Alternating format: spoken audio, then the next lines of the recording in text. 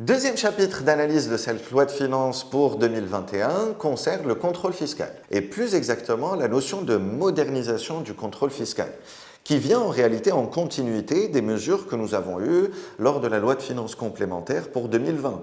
Les notions notamment de prise en compte des éléments de train de vie. Souvenez-vous, il y avait des mesures qui nous donnaient des indications, des évaluations sur la base d'éléments de train de vie comme le nombre de voyages, la possession de véhicules, l'évaluation soit locative, soit l'évaluation en matière de valeur de biens immobiliers et un certain nombre d'éléments additionnels qui ont été bien détaillés dans justement cette loi de finances complémentaire. Néanmoins, il y a un certain nombre de contraintes qui sont posées parce qu'effectivement, l'administration fiscale a vocation en réalité à contrôler des déclarations et à contrôler une comptabilité lorsqu'il s'agit de personnes soumises à tenue de comptabilité. Donc en réalité, nous avons des éléments déjà à la disposition de l'administration fiscale, mais quand il s'agit d'éléments de fait, d'éléments dissimulés, d'éléments de train de vie, il n'y a aucune déclaration qui n'est effectuée et il n'y a aucune tenue de comptabilité qui est effectuée. Donc effectivement, nous avons une contrainte majeure. Et là, la loi de finances va pallier justement à cette contrainte en indiquant la possibilité qui est à la disposition de l'administration fiscale de recourir à cette notion de personne habilitée à effectuer de la recherche en matière d'information fiscale pour justement déterminer les éléments de train de vie en relation avec l'impôt sur la fortune. Également, nouvel impôt qui est intervenu lors de la loi de finances complémentaire pour 2020. Donc effectivement, nous avons cette notion d'ouverture en matière d'enquête de l'information financière et fiscale qui va être étendue. Donc, attendons les textes d'application, mais nous pouvons supposer à juste titre qu'effectivement, ces opérations d'enquête seront soumises à des organes qui relèveraient un petit peu plus de l'autorité du ministère de l'Intérieur ou pourquoi pas du ministère de la Défense, certains corps qui ont la charge habituelle d'effectuer des enquêtes financières. Pourquoi pas ?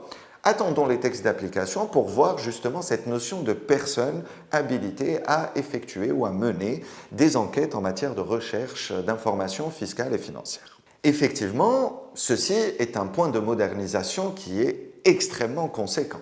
Pour les entreprises, réellement, l'impact va être au niveau de la modernisation des déclarations, en réalité. Pourquoi ? Parce que nous avons un élément nouveau dans cette loi de finances qui est la télédéclaration, mais en réalité, la seule qui sera obligatoire concerne les personnes soumises à l'impôt sur le bénéfice des sociétés, l'IBS.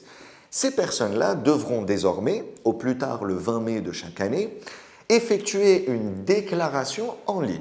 Cette déclaration reprendra en réalité les éléments que vous aurez sur l'alias fiscal, sur le bilan, le compte de résultat et les états annexes. Ces éléments, vous allez tout simplement les saisir sur une plateforme qui sera en ligne et il va falloir respecter le délai du 20 mai, qui est pour l'instant au 20 mai de chaque année, sous peine d'avoir une amende qui est en réalité une majoration sur le résultat que vous aurez déclaré sans dépasser 1 million de dinars. Le dépassement de délai implique une sanction, mais ce n'est pas la seule. Si vous vous trompez sur les champs, vous aurez une amende de 10 000 dinars par champ sans dépasser une amende totale de 100 000 dinars. Donc il y a effectivement cette notion d'obligation et de responsabilisation par rapport à la justesse des informations que vous allez transmettre en ligne. Pourquoi ? In fine, c'est pour pouvoir avoir une base de données qui peut être utilisée de manière intelligente, de manière digitale. Ce qui va considérablement réduire la charge de contrôle parce qu'il sera enfin possible de pouvoir effectuer des recoupements. Et ces recoupements seront très révélateurs pour les personnes qui auront effectué des dissimulations, notamment en matière de déclaration de chiffre d'affaires ou de revenus. C'est des éléments qui sont rapidement visibles lorsqu'on intègre une base de données digitale avec un système de contrôle de cohérence qui sera automatisé ou semi-automatisé.